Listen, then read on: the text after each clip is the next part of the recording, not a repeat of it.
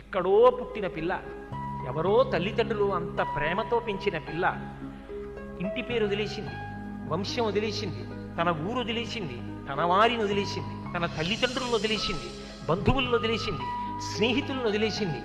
ముక్కు ముఖం తెలియని నా కొడుకు చిటికిన వేలు పట్టుకుని నా ఇంటికి వచ్చింది. తాను మరణ సదృశమైన వేదన పొంది ప్రసవాన్ని పొందింది. నేను తాతనయ్యానని తాను పొంగిపోతాను. నా వంశాన్ని నిలబెట్టింది. మా మామగారు బాగుండాలని కోరుకుంది, మా అత్తగారు బాగుండాలని కోరుకుంది. తాను నోము చేస్తే, వ్రతం చేస్తే నా భర్త దీర్ఘాయుష్మంతుడు కావాలని అడిగింది.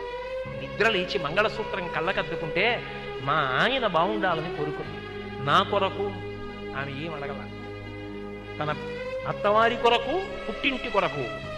ఆ పిచ్చి తల్లి ఎక్కడో పుట్టిన పిల్ల నా ఇంటికి వచ్చి ఇన్ని చేసిందే, ఆ పిల్లకి నాకెక్కువ, నా కొడుకు ఎక్కువ అంటే ఆ పిల్లే నాకెక్కువ, నా కోడలే ఎక్కువ.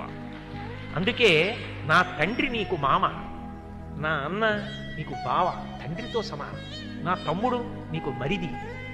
ఇప్పుడే పుట్టకపోయినా నీకు 2 ఏళ్ల తర్వాత కొడుకు పుట్టినా నీకు కొడుకున్న దాంతో సమానం. ఇదిగొచ్చిన కొడుకుతో సమానం. మా అమ్మకి కొడుకు ఎంతో నీకు మరిదంతే, నీకు కొడుకుతో సమానం.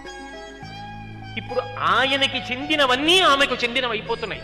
అర్థమంతా ఆమెదే.